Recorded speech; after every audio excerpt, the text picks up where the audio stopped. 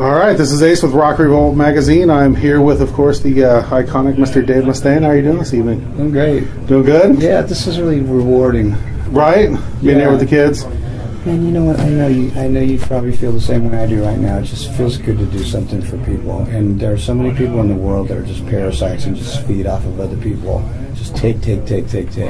Right. You know, and to come in here and spend a couple hours with some kids, to do something good, and to know that I may be the difference between them giving up or fighting, pursuing a life of drugs, a dead end, or becoming a musician and becoming successful. That's great. What a great feeling. Oh, absolutely. I'm not going to lie. The whole time I was out there with a smile on my face. Yeah, felt good, right? It did. Yeah. It really did feel good. It felt like there was something being accomplished out there.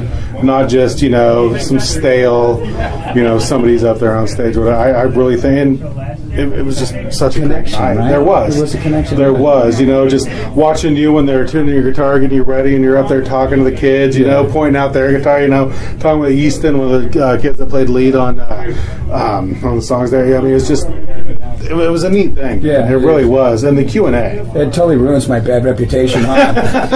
Bad reputation? Come on, you don't have a bad reputation. No. But the Q&A with the kids, though, was amazing. Thanks. I actually learned a lot of things. Actually, the whole Japanese record deal, how you have to give them that extra song. Explain that a little bit, because the people didn't get to hear that weren't here tonight. Explain that a little bit. Well, this is just kind of the way that the industry works. There's so many different things that twist and turns your record inside out, where you have to decide, is this really what I want to do? For example, the thing you're talking about in Japan. Japan has 2 records that they sell because they're an island in the middle of the Pacific. They have their domestic releases, which is primarily Japanese artists, but sometimes the Japanese label will sign an international act. So we're signed to a Japanese label. Okay. Also, the label that's there imports our record. So if you're a Japanese kid, you don't want a Japanese record, you want an American record, because it's cool. Right? So how do you get the Japanese records to sell? Now, fortunately for us, we charted, I think it was number 2 on the domestic charts there. It was a ridiculously high number. And why? Well, you have to make the fans that buy the domestic album have something different from the international album. So they put a bonus track on that. And part of the reason that started, it was really weird. There was a trend in Japan where you could rent records. Like rent them, and the kids would go home and they'd tape them, and they'd record them, and they'd take them back, and they got their record. Really? So in order for them to compete, they needed to do something different, and that's where the bonus track came into. See, and I was the exact opposite. I was the American kid going, how do I get one of these Japanese albums with the bonus track? And it wasn't readily available to us here in the States. Right. Why is that? I mean, why was it, made, as an American kid growing up going, wait a minute, how can I have that? Why is it so different?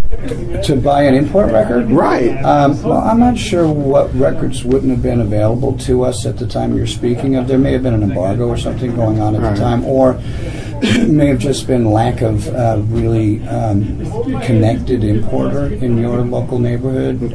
And remember, when we were kids, man, the net wasn't around, True. I mean, how old are you, in your 30s or something? I am, I'm in my mid-30s. Yeah, so when you were probably listening to records, the net probably just started, and people weren't really, into the whole availability where you can get something mail order from the other side of the world. I mean, if you wanted to find something Japanese, you needed to know somebody Japanese. Right. How did this whole thing get started with the kids here tonight? How did that come on you? You don't know? I don't know. It was just a blessing that happened, and it came down the pike. I don't care who took credit for it. I ain't taking credit for it. I'm just glad to be here. I think that when you when you have a great team, things just kind of gravitate towards you. Just like, when your life is falling apart, it kind of seems like you're a schism magnet, like everything bad happens to you.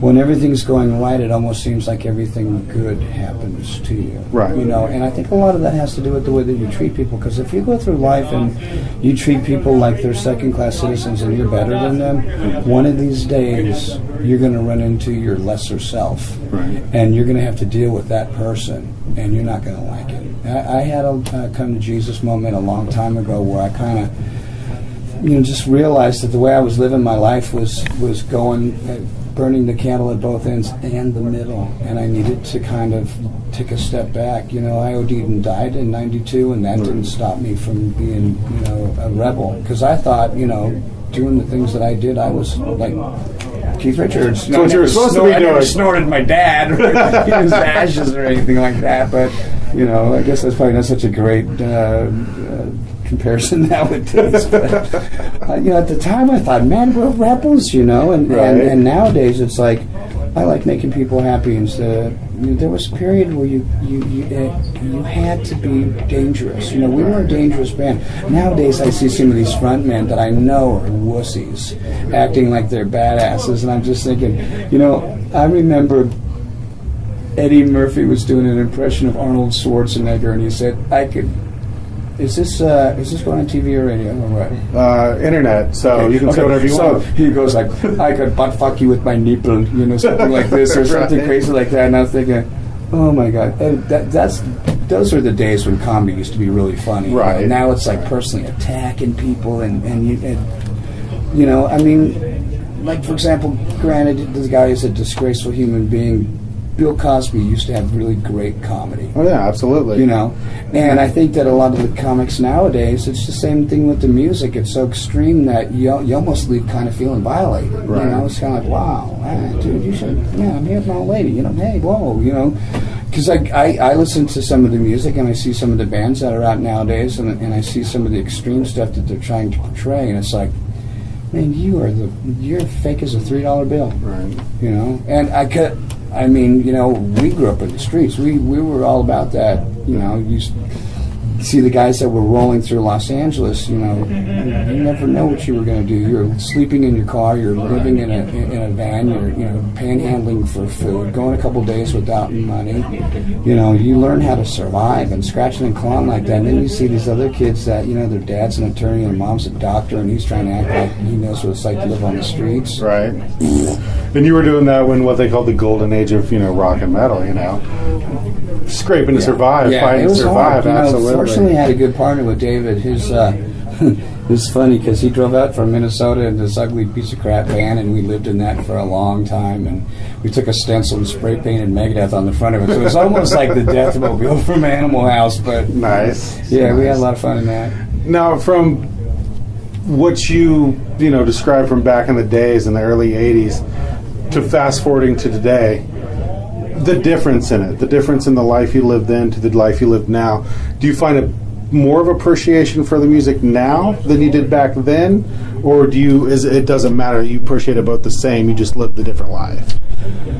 To be totally bone marrow honest with you, I have a new appreciation for everything. Right. Okay. Because it got to the point where after the failure that took place after Euthanasia and the band going down in popularity, it seemed like every decision we were making was in some form affecting the band's popularity. And looking back at it, it was really disappointing, but I think what it was doing, it was getting me to a point where I could appreciate getting this blessing again, having a record chart like this, the people that I'm playing with, the people I'm working with, because if I would have continued to go on as bitter and as with myself for the decisions I made, as bitter with the people around me who made the wrong decisions and so on and so forth, because people were asking me what I thought about the Grammys, and I really want to say what I thought, but it's so political. We've been nominated over a dozen times and never won, and I just because I know the way that the industry is now, you can't say anything, or people will say like, "Well, you voted for you." They don't even know who they're voting for anyways. Right. Right. Absolutely. And of course, you guys just kicked off with your 15th studio album, Dystopia. Starting the tour tomorrow night here in Dallas. Mm-hmm. Anything you want to say to the fans out there before we get ready to go wrap this up? Or? Yeah, I'm really appreciative of the fans because it's like I said, the music business has gone from being one word altogether to two words: music and business. We're the music, the industry is the business, and they sign bands that are no good. They send them out on the road before they're developed. They play bands that have formulaic music that's been produced by a good producer who makes other people's music, who actually is the star power behind these formulaic bands. And then you get radio stations like in Phoenix, for example, KUPD, KDKB, 2 big rock stations. David Ellison is an ambassador, the biggest rock star in Arizona besides Alice Cooper. Right. Do they play Dystopia on KDKB, No. KUPD? Hell no. Don't know why. And number 2 record. Yeah. Why wouldn't you play that? Absolutely. Why wouldn't you play that? I mean, they're too busy playing all these other stupid screamo bands. It's money. It's money driving the radio industry. Right, because that's what's popular. And the cool thing about it at the end of the day is it's all right. We've never relied on radio. We've never relied on video. It's always been a word of mouth grassroots band. And if they want to come to the party, fine. If not, when you come, the price will be higher. Right. Absolutely. Well, Mr. Mustaine, we appreciate the time. Greatly appreciate the time. Thank you very much. Yeah, and you can call me Dave too. Yes, sir. Yes, sir. And we look forward to actually seeing you tomorrow night. So we're gonna be fun. We're gonna be here for the show tomorrow night. So absolutely, man. I appreciate it. Thank you. Yeah, you got it.